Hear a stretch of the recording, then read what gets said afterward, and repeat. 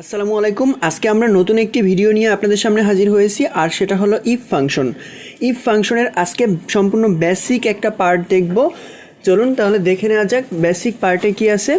আমরা এখানে ইফ ফাংশনের একটা বিষয় দেখব যে এখানে ইফের লজিক বসানোর পরে কিভাবে ট্রু ফলস অথবা কোনো একটা সংখ্যা অথবা কোনো একটা ক্যারেক্টার দিয়ে আমরা কিভাবে ফলাফল আউটপুট দিতে পারি। চলুন তাহলে দেখি। এখানে যদি আমরা ট্রু ফলস দিতে যাই তাহলে কি করব। এখানে ভ্যালু 1 অ্যান্ড ভ্যালু 2 আছে। এখানে ভ্যালু 1 এবং ভ্যালু 2 এই দুটার ভিতরে যেটা বড় বা ছোট এরকম একটা সূত্র দিয়ে আমি বলতে চাচ্ছি যে যদি এটা বড় হয় তাহলে ট্রু হবে, আর যদি এইটা ছোট হয় তাহলে ফলস হবে। তাহলে দেখুন এখানে ট্রু ফলস নির্ণয় করার জন্য আমরা একটা সমান প্রেস করব এবং কোনটা থেকে কোনটা, যেমন 50 থেকে আমরা E2 লেস দেন EF2, যদি এই সূত্রটা সঠিক হয় তাহলে এটা ট্রু আসবে, আর যদি এটা ভুল হয় বা E2 লেস দেন না হয় তাহলে হচ্ছে ফলস আসবে। দেখি আমরা কি আসে। হ্যাঁ, এটা ট্রু আসছে। এরপরে আমরা দেখব যে এখানে ট্রু ফলস তো আসলো খুব সহজে, ইফ ফাংশন ছাড়াই অটোমেটিক্যালি চলে আসছে। এখন আমরা দেখব কিভাবে এই কোনো একটা ফল যদি ট্রু হয় তাহলে 1 আসবে, আর যেটা ফলস হয় তাহলে 0 আসবে। এটা নির্ণয় করার জন্য আমরা একটা ফাংশন ইউজ করব, আর সেটা হলো if function. If first bracket, then এখানে দেখুন একটা বিষয় আসছে, এটা লজিক্যাল টেস্ট, দেন হচ্ছে value if true and value if false. অর্থাৎ প্রথমে আমি একটা লজিক্যাল টেস্ট দেব, অর্থাৎ কি সূত্র, যেমন আমি এর আগে যেই সূত্রটা ইউজ করেছি এই সূত্রটা এখানে ইউজ করব। দেখি এখানে কি আসে। 50 লেস দ্যান 60, যদি এই সূত্রটা হচ্ছে ট্রু হয় তাহলে কি আসবে, তাহলে 1 আসবে।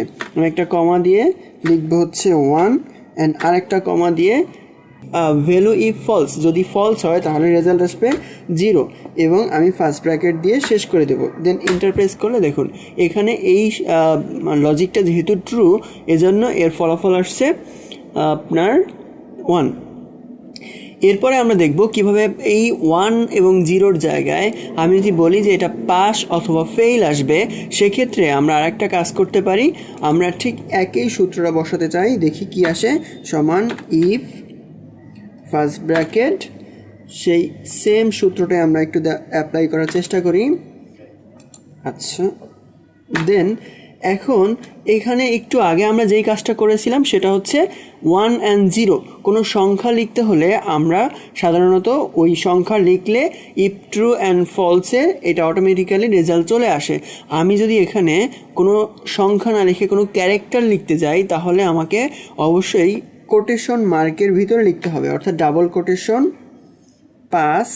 আমি এখানে যা লিখব আমার সেটাই ফলাফল আসবে। যদি এটা ট্রু হয় তাহলে এটা হবে পাস, ডাবল কোটেশন শেষ, দেন কমা, এরপরে আবার ডাবল কোটেশন। যদি এটা ফলস হয় তাহলে এটা ফেল আসবে, FAIL, ডাবল কোটেশন শেষ, ফার্স্ট ব্র্যাকেট শেষ। ওকে, ইন্টারপ্রেস করি। দেখুন এখানে এই যেহেতু এটা একটা ট্রু ফলাফল ছিল এজন্য এটা আসছে পাস। আচ্ছা, এরপরে আমরা যদি চাই যে এটাকে ইয়েস নো কোয়েশ্চেনের উত্তর দেব, যদি এটা ট্রু হয় তাহলে ইয়েস হবে, আর যদি এটা ফলস হয় তাহলে নো হবে। আমরা সেম সূত্রটা একটু অ্যাপ্লাই করে দেখি কি হয়। ইফ ফার্স্ট ব্র্যাকেট, আমরা একটা লজিক টেস্ট দিতে যাচ্ছি, দেখি কি আসে।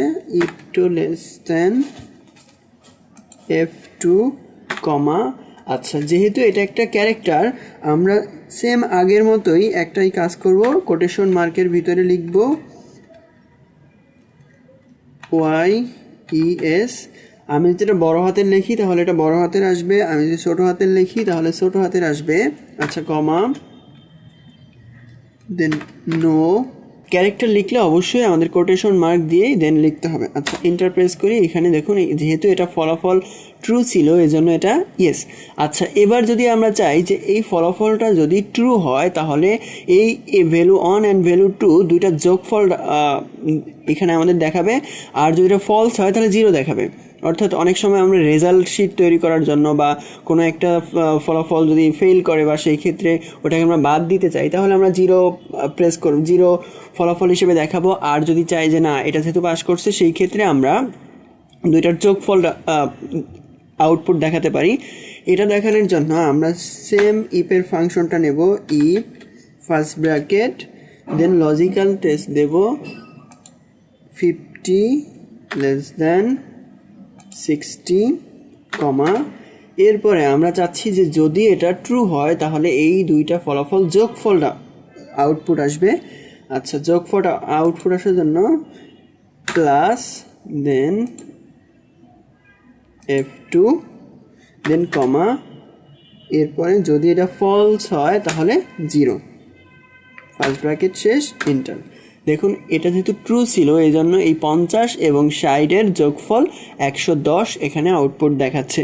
আর যদি এটা ফলস হতো তাহলে 0 দেখাইতো। আপনি এবার ট্রাই করে দেখতে পারেন। আচ্ছা, এরপরে আমরা এখানে কোনো তারিখ দেখাতে চাইলে আমরা কি করব, এখানেও আমরা চাইলে একটা ইফ ফাংশন ইউজ করতে পারি। এটা টোটালি একটু আলাদা যদিও। ইফ ফার্স্ট ব্র্যাকেট, আচ্ছা যদি এটা ট্রু হয় তাহলে এখানে ডেটটা দেখাবে, যদি এটা ট্রু হয় তাহলে আমাদের এখানে ডেট দেখাবে। আচ্ছা কমা, এরপরে ভ্যালু